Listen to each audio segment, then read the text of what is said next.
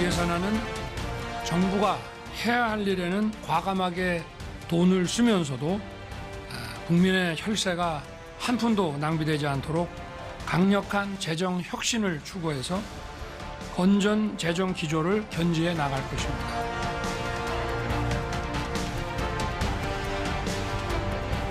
인기 영합적 현금 살포, 사용처가 불투명한 보조금 지급 등 부당한 재정 누수 요인을 철저히 틀어막고 복지 전달 체계를 효율화해야 합니다.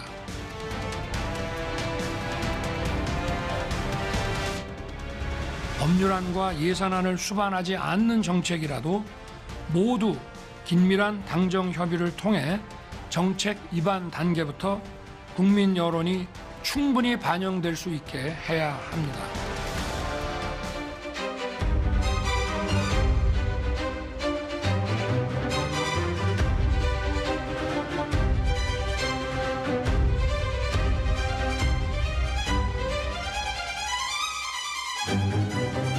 한일 정상회담의 결과라고 생각지는 않습니다. 일본이 옛날부터 가지고 있었던 군국주의적인 사고, 이런 틀에서 못 벗어난 일본의 문제이지 늘 그런 식으로 왔지 않습니까? 대통령 혼자서만 극진하게 대접받고 온 오므라이스, 소맥 판대의 대가가 강제동원 부정과 독도 주권에 대한 야욕에 대해 눈 감아주는 것이었나 봅니다.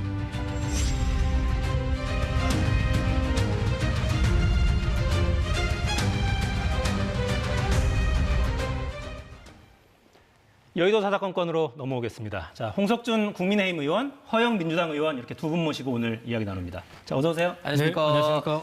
네, 자, 이야기부터 하죠. 오늘 윤 대통령 국무회의 발언이 또 생중계가 됐어요. 지난번에 한일 정상회담 마치고 나서 23분간 최장 시간 모두 발언이 생중계가 됐었는데 새로운 소통 방식이라고 이해하면 되겠습니까?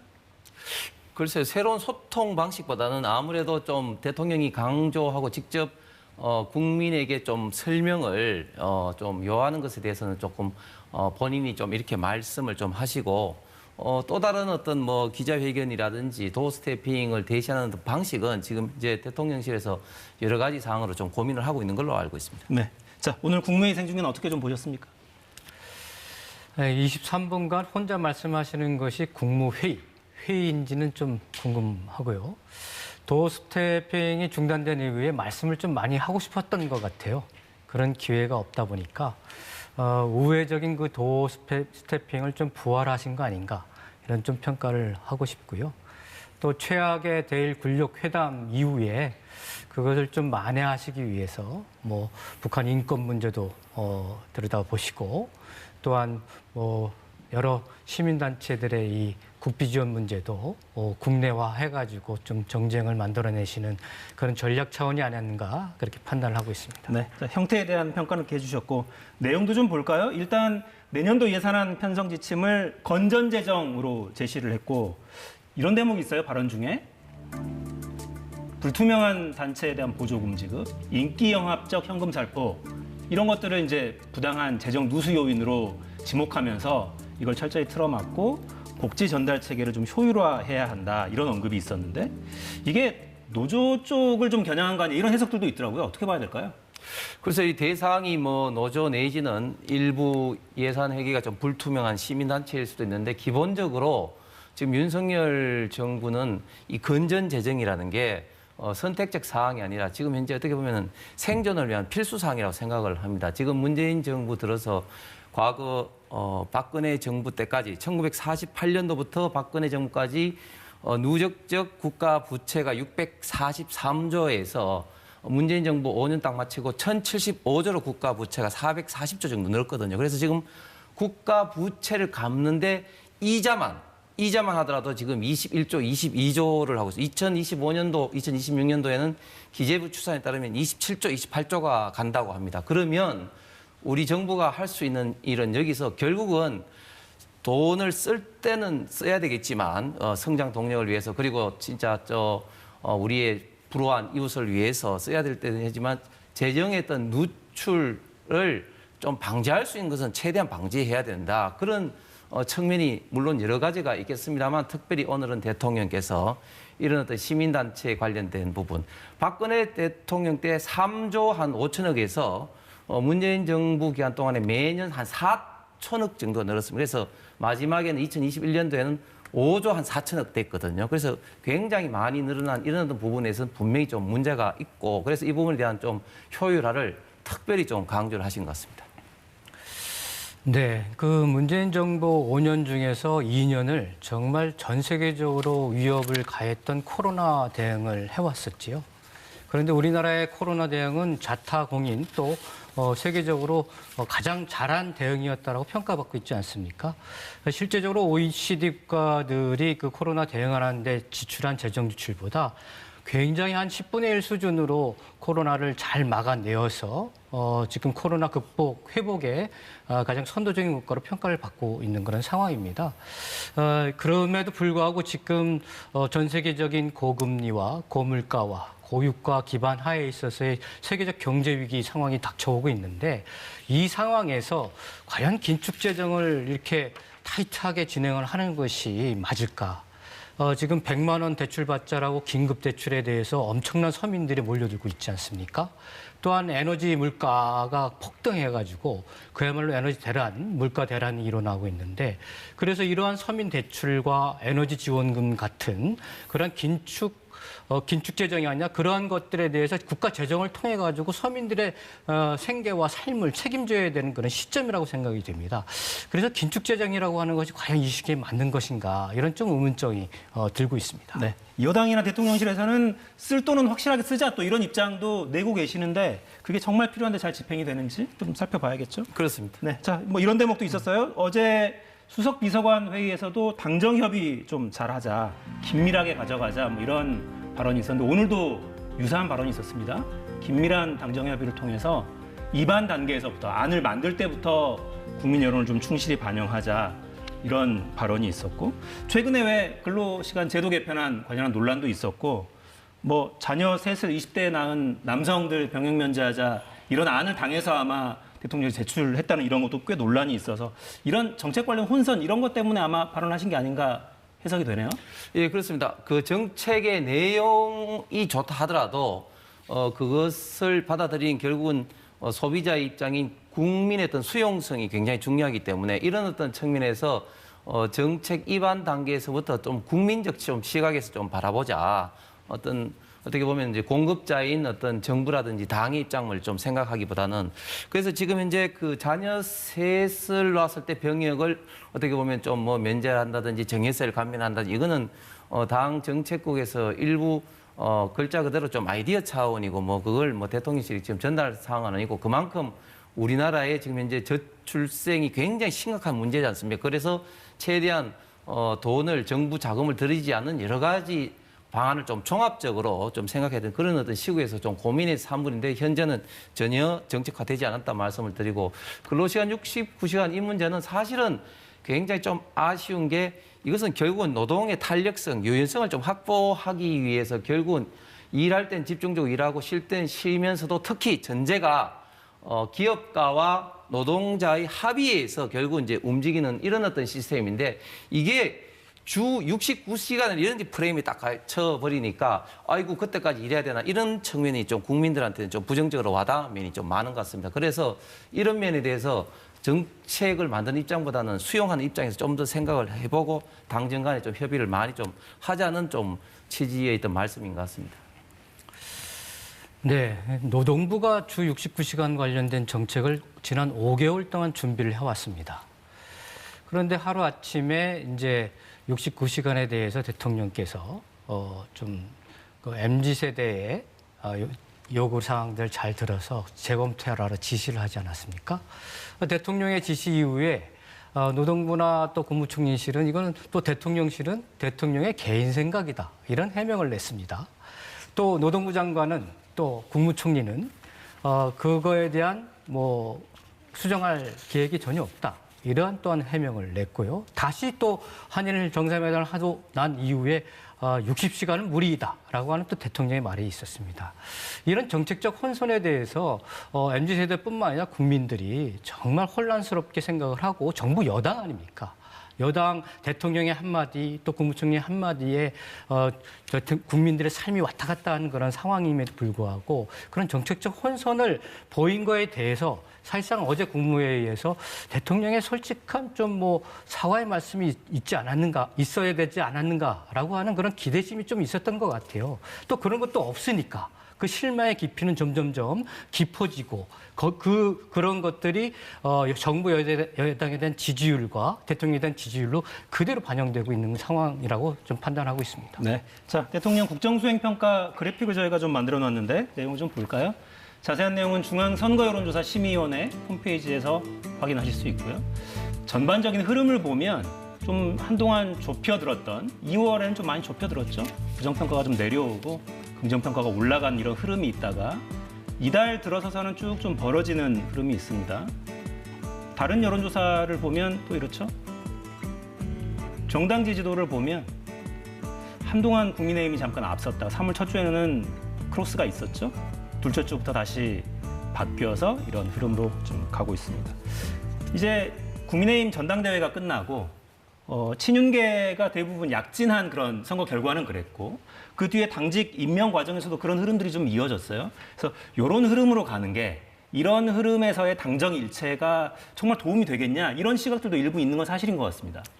예, 맞습니다. 우리 대한민국은 정말 다이내믹 코리아답게 내일 일을 알 수가 없고 특히 여론 어떤 추이는 굉장히 좀 다이내믹하게 변하죠.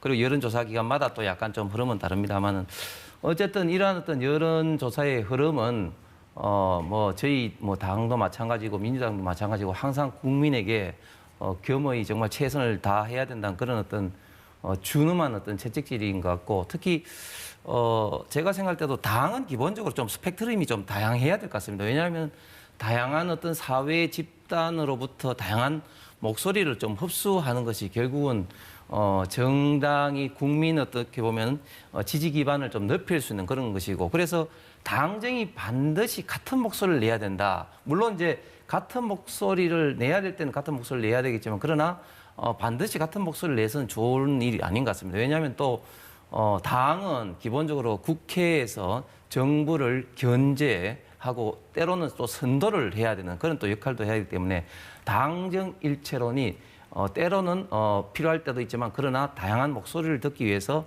반드시 당정 일체론이 좀 좋은 것은 아니다. 이런 것들이 이번 여론조사에도 좀 드러나는 것 같습니다. 네, 국민을 위해서는 당정일체, 당정협의를 수시로 개최해서 국민들에게 희망을 드려야 됩니다. 굉장히 중요한 영역이라고 생각이 되고요. 제가 지금 정부 여당과 윤석열 대통령의 지지율을 올리기 위한 비책을 말씀을 좀 드리도록 하겠습니다. 당선된 지 1년이 지남에도 불구하고 야당을 파트너로 인정하지 않고 야당 대표하고 한 번도 만나시지 않았어요. 심지어는 뭐 야당 대표가 싫다고 한다면 야당 원내대표라도 초청을 해가지고 만나셔서 정책 협의를 하고 국정 협의를 했었으면 반드시 지지율이 폭등하지 않을까 이런 생각이 들기도 하고요. 뭐 일본에 가셔가지고 일본 야당에 부끄럽다, 뭐 부끄럽단지 부럽다라든지 뭐 이런 말씀을 하셨는데 정말 우리 민주당을 파트너로 인정을 하셔가지고 국정 협력을 하게 되면 국민의 삶이 더욱더 편해지지 않으실까 이런 좀 말씀을 드리겠습니다. 제가 그 문제에서 잠깐 코멘트를 하면 저희 윤석열 대통령이 그 야당 관계에 대해서 사실은 굉장히 좀 이렇게 만나고 계시는 거죠. 왜냐하면은 김진표 국회의장부터 국회 그 수뇌부들과 벌써 2차례 식사회동을 했고, 또 최근에는 이제 김기현 또 이제 당 대표가 또 우리 민주당의 또 이재명 대표를 또 만났고, 또 작년 말에는 제가 대통령실에 이야기 들었습니다만은 또 민주당 상임위원장들을 초청을 했는데 오히려 민주당에서 좀 거부했다 이런 이야기도 들립니다. 그래서 이 여야 간의 이런 어떤 협치의 노력을 지금 현재 윤석열 정부가 하지 않은 것이 아니다. 단 지금 이재명 대표의 좀 사법 리스크 때문에 좀 더 이런 부분에 대해서는 조금 더 껄끄러운 그런 부분이 있다. 이렇게 좀 말씀을 드리겠습니다. 김진표 의장은 탈당해서 지금 국가설 이유로서의 국회를 책임지신 명확한 그 사법 분리하에 분권 하에 있어서 삼권 분리하에 있어서의 수장이시고요. 어떻게 상임위원장들이 야당 대표를 초청하지 않은데 먼저 갈 수가 있겠습니까? 네, 이재명 대표를 만나는 게 먼저 아니냐? 네. 야당 지도부와 좀 만나달라 이런 주문이었습니다. 국민들이 보고 싶어 하시긴 할 것 같아요. 김치찌개 회동 편안하게 하면서 이런저런 이야기 나누고 민생에 대한 구체적인 비책들 꺼내놓고 합의하는 모습들을 궁금해하시긴 할 것 같습니다. 자, 대통령실에서는 오늘 국무회의 후에 브리핑에서 오늘 대통령 발언 조금 더 자세히 전했습니다. 들어보시겠습니다. 대통령은 이어 통일부는 앞으로 북한 퍼주기는 중단하고 북한이 핵 개발을 추진하는 상황에서는 단돈 1원도 줄 수 없다는 것을 확실히 하라고 지시했습니다. 모든 정책을 MZ세대, 청년의 관점에서 볼 필요가 있다면서 모든 세대의 여론을 주도하는 역할을 한다, 이렇게 말했습니다. 대통령은 특히 여론 수렴 과정에서 특정한 방향을 정해놓고 밀어붙이면 오히려 역풍을 맞을 것이라면서 답정너식으로 하면 곤란하다, 이렇게 지적을 했습니다. 네, 답정너는 답은 정해져 있으니 너는 대답만 해. 뭐 이걸 줄인 말이죠. 20, 30대 지지율이 하락하는 게 당에서도 좀 고민이 되시긴 할 거고. 그래서 이 전당대회 과정에서는 뭐 다 참패했습니다만 이준석계를 좀 재등용하는 게 어떠냐. 혹은 한동훈 법무장관 차출해서 총선 좀 대비하게 하자 이런 목소리도 있는 것 같던데 네네. 어떻게 보십니까? 예, 저희 지금 당이나 윤석열 정부에서도 사실은 지난 대선 과정에서 20대 그리고 30대가 굉장히 저희 당 윤석열 또 후보를 또 지지를 많이 했습니다. 그것은 문재인 정부 때 했던 내로남불이라든지 여러 가지 어떤 공정성의 문제를 제기한 20, 30대가 많이 지지했다고 저희들은 생각하는데 최근에 20, 30대에 어떤 지지율이 떨어진 것에 대해서 저희들 상당히 좀 심각하게 지금 받아들이고 있고 이 문제를 해결하기 위해서 오늘도 김기현 또 대표가 대학가에 가서 같이 이제 뭐 식사하는 그런 어떤 일도 있었습니다만 저희 정치인 같은 경우는 저도 사실은 이제 현재도 물론 중요하지만 결국은 우리 대한민국의 미래와 미래 세대를 위해서 저는 정치하는 거라고 봅니다. 그런 측면에서 20, 30대의 지지율은 지지율 자체에 있던 문제는 저는 아니고 정치의 어떤 본질적인 문제라고 생각하는데 그런 측면에서 예를 들면 이준석계라든지 이런 어떤 문제에 대해서는 사실 이준석계가 지금 현재 뭐 당에서 탈당한 것도 아니고 그대로 이제 있으면서 저는 선거 때는 저는 분명히 나름대로는 좀 역할을 충분히 좀 하리라고 좀 기대를 하고 있습니다. 그리고 한동훈 장관 차출론에 대해서는 한동훈 장관이 지금 인기 있는 것은 분명합니다. 제 주변에도 한동훈 장관 뭐 사인을 받아라는 사람들도 있고 또 여성 의원들도 뭐 세미나 가면은 한동훈 장관하고 막 사진을 찍기 위해서 막 비자본 틈에 들어가서 막 억지로 사진 찍기도 하고. 야, 셀럽은 셀럽이네요. 셀럽입니다. 그런데 저는 당의 지지도를 올리기 위해서 한동훈 장관을 차출한다 이런 것보다는 지금은 당의 어떤 정책을 좀 더 국민이 조금 수용하기 좋은 정책이 뭔지 고민하고 그걸 제대로 표현하고 좀 전달해야 된다. 그것이 좀 먼저 좀 우선이지 한두 명을 해서 반짝 효과를 저는 기대하는 것은 저는 아니라고 봅니다. 네. 자, 이준석 전 대표가 SNS에 또 글 하나 올렸는데 정말 매운맛으로 씁니다. 네. 글씨가 좀 잘 안 보이실 수 있는데 아웃카운트 하나도 못 잡은 1회 말에 구원투수 올리자는 팀은 애초에 라인업을 잘못 짠 거다. 아마 전당대회 결과를 좀 겨냥한 걸로 보이고요. 감독에 대한 충성도 같은 기준으로 선발 투수 내면 이렇게 된다. 빨리 비 와서 노게임 되는 정도. 원래 야구에서 5회 전에 비가 많이 내리면 그 게임 없었던 걸로 그냥 하고 다음에 일정을 또 잡잖아요. 네. 빨리 비 와서 노게임 되는 정도만 기대한다. 이런 글을 올리기도 했네요. 이준석 대표계를 안 쓰고 또 한동훈 장관을 차출하면은 지지율이 올라갈 것이다. 이런 뭐 분석 자체도 굉장한 오만한 생각에 기반한 생각이다. 이렇게 좀 평가를 하고 싶습니다. 지금 정부 여당과 윤석열 대통령의 지지율이 폭락하고 하는 이유는 주당 69시간을 사실상은 뭐 여러 가지 의견 수렴 없이 밀어붙이고 또 대일 굴욕 외교. 우리 젊은 세대들이 한일 간의 관계에 있어서의 그러한 역사 왜곡 부분들에 대해서 다 이해하고 용서하고 그냥 한일 관계 개선을 바랄 것이다 생각하면 굉장히 큰 오산일 것 같아요. 오히려 더 철저한 역사 인식에 무장되어 있습니다. 그렇기 때문에 그러한 굴욕 외교에 대해서 지금 뭐 강하게 밀어붙이는 거에 대한 여론적 반영이라고 할 수가 있는 것이거든요.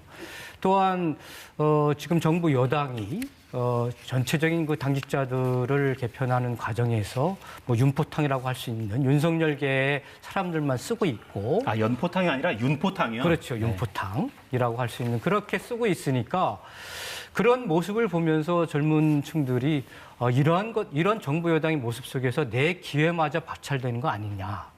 또 내가 좀 편하게 쉬면서도 또 열심히 일할 때 일하고 싶은데 그러한 나의 삶의 여러 조건들을 무산시키고 있는 것이 아니냐. 또 나의 근거지인 우리 대한민국의 역사를 부정하는 이러한 세력에게 신뢰를 줄 수 있는 거 아니냐.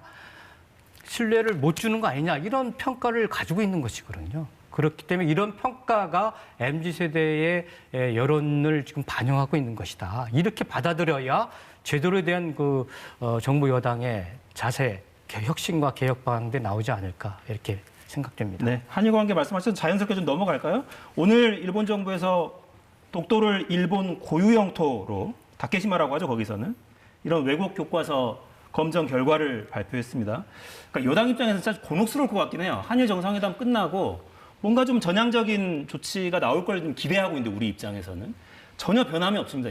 이거 결과는 어떻게 좀 보셨습니까? 예, 지금 일본 교과서 문제는 어제 오늘 문제가 아닙니다만은 그렇습니다. 굉장히 좀 아쉽습니다. 지금 한일 관계가 정말 최악의 관계에서 지금 윤석열 정부가 이렇게 개선하려고 노력하고 있는 이 와중에 이런 어떤 또 교과서 문제가 좀 나왔는데 그런데 저는 우리가 분명히 이제 그 인식을 해야 될 것은 한일 관계와 개별적인 이슈는 완전히 분리해야 되는 겁니다.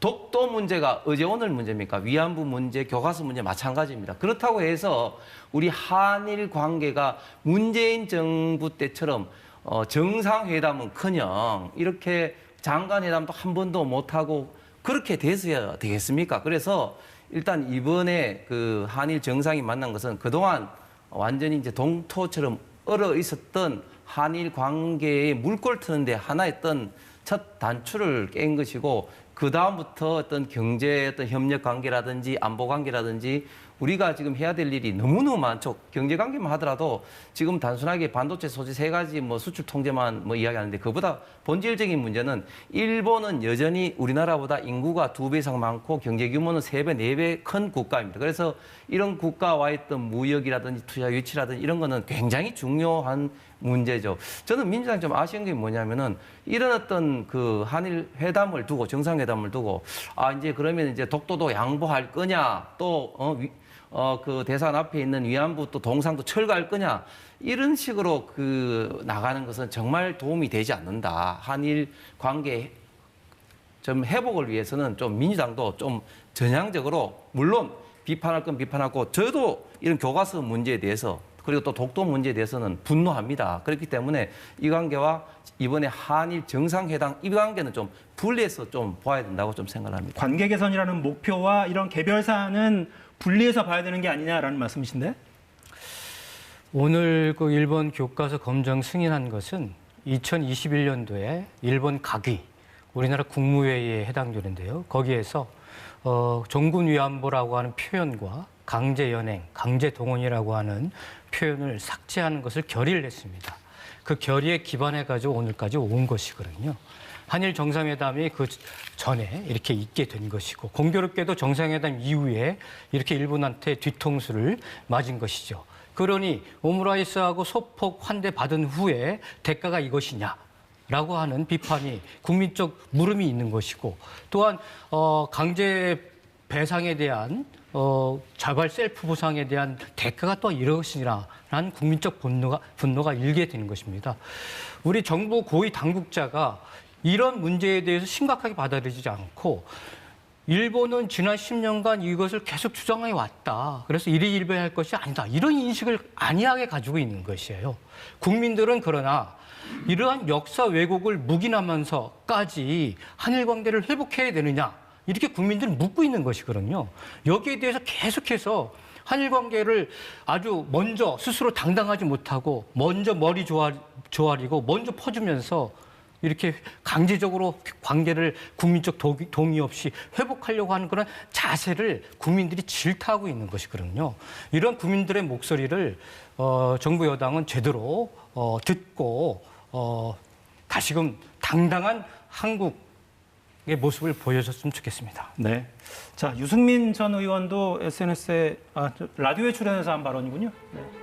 박정희 대통령도 이렇게 하지 않았다면서. 그러니까 담화를 그 외 23분 국무회의 발언 그 부분을 좀 비판한 것 같아요. 그러니까 그 전에 뭔가 하기 전에 설득을 했어야지 일단 일을 한 다음에 이렇게 일방적으로 이야기한 게 맞느냐 이런 비판이고, 그러니까 외교안보 라인을 좀 개편할 필요가 있지 않냐라는 요구는 야당에서도 나오고, 또 최근에 대통령실 기류가 뭔가 좀 묘하기도 합니다. 그러니까 의전 비서관이 한일 정상회담 앞두고 사의를 표한 바가 있고, 외교 비서관도 이제 교체 발표가 있었죠. 그러니까 뭔가 좀 움직임이 있다고 봐야 되는 겁니까?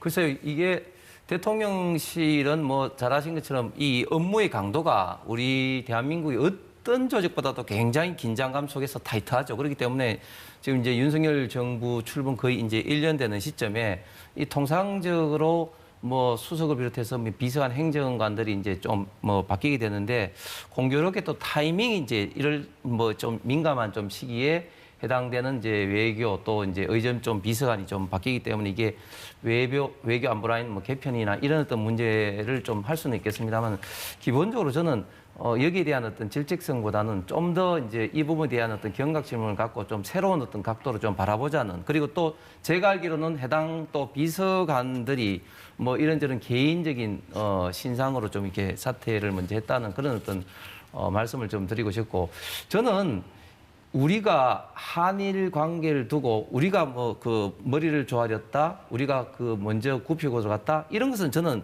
절대 일단 실체가 아니라고 보고, 전 세계적으로도 오히려 미국이라든지 많은 국가들이 지금 이제 윤석열 대통령 이런 어떤 결단에 대해서 오히려 지금 박수를 좀 치고 있고, 그리고 셀프 보상이라고 하지만 이미 일본에서도 경단련 중심으로 해서 일본의 어떤 기업들이 그런 어떤 기금 참여도 지금 이제 공감대가 좀 형성이 됐기 때문에 이걸 반드시 좀 셀프 보상이다 이렇게 좀 말하는 것도 저는 좀 문제가 좀 있다고 봅니다. 일본 쪽에서 참여하고 있는 기금은 피해자들을 위한 건 아니죠? 그게 이제 그 기금의 용도가 네. 피해자로 이제 쓸 수도 있을 겁니다. 네. 뭐 청년기금이죠. 사실상 피해자 기금은 사실상 아니라고 봐야 되고요. 그런데 이제 김일범 의전비서관 그리고 이문희 외교비서관이 이제 사표를 내고 또 지금 사표를 처리를 하고 있는 중이고, 심지어는 김성한 국가안보실장 경질설까지 지금 나타나고 있는 상황 아니겠습니까? 대통령의 의전과 외교를 책임지는 실무 책임자의 사표입니다. 굉장히 중요한 신호라고 보는데, 우리 민주당은 대통령이 외국에 나갈 때마다 외교 참사를 일으키니까 외교 라인을 전면적으로 바꾸라고 그전서부터 요청을 해서 기존에 경질을 했었으면 상관없는데, 중요하게 G7 일정도 남아있고 미국 방문 일정도 남아있는데 이 시기에 이러한 경질설과 사태가 이제 발생하는 것은 또 다른 외교 참사를 나타낼 수 있는 굉장히 위험한 신호다.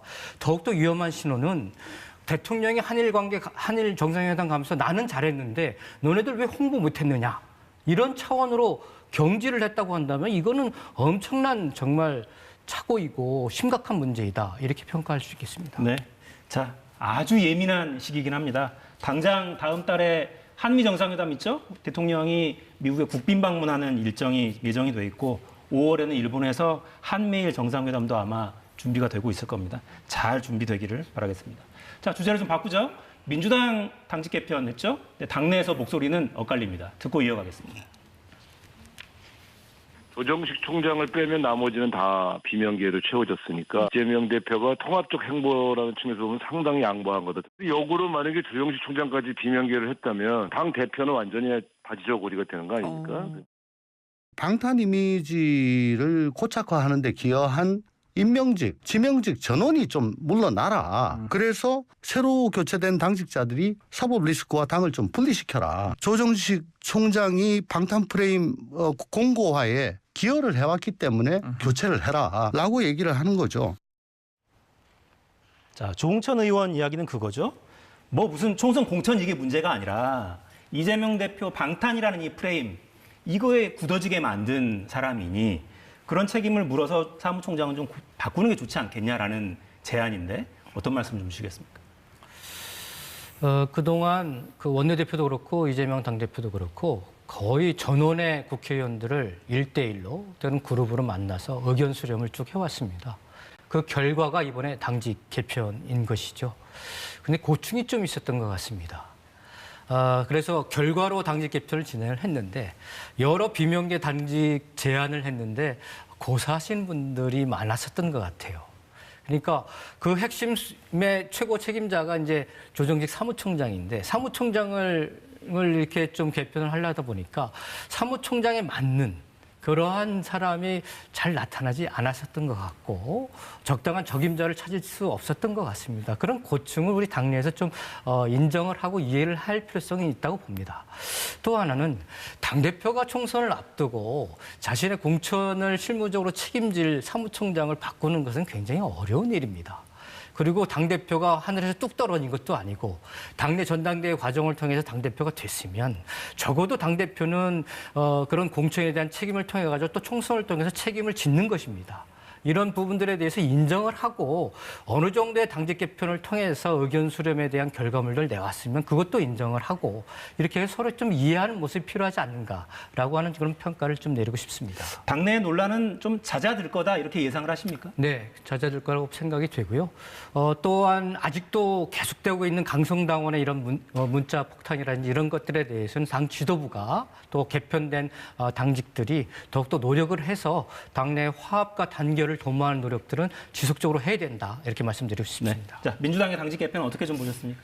지금 민주당 의원들을 만나보면 이제 이 방송에서는 보면은 이제 문제 해결이 잘 될 거다 이렇게 이야기를 하지만 딱 개인적으로 만나면은 이재명 대표 걱정을 하시는 분들이 어마어마하게 많습니다. 이재명 대표 지난 2월 27일 날 체포동의안 투표할 때도 대부분 방송에서는 민주당 의원들 패널들이 압도적으로 부결될 거다. 뭐 한두 표 빼고는 전부 다 부결될 거다 이랬는데 엄청난 찬성표와 기권표가 나오지 않았습니까? 지금 현재도 그런 어떤 생각을 하고 있는 민주당 의원들이 많기 때문에 이런 어떤 불만을 좀 잠재우기 위해서 이번에 그 이재명 대표가 그 일환으로 지금 인적 쇄신의 이름으로 이제 이 당직을 교체했는데 지금 당직이라는 것은 사실은 당 대표, 원내 대표, 그다음에 사무총장 이 세 사람이 사실상 다 한다 해도 과언이 아닙니다. 나머지 직책들은 사실상 좀 서브 좀 도와주는 것에 불과하죠. 그렇기 때문에 사무총장 조정식 총장을 교체할 수는 없고 나머지 분들을 좀 교체해서 좀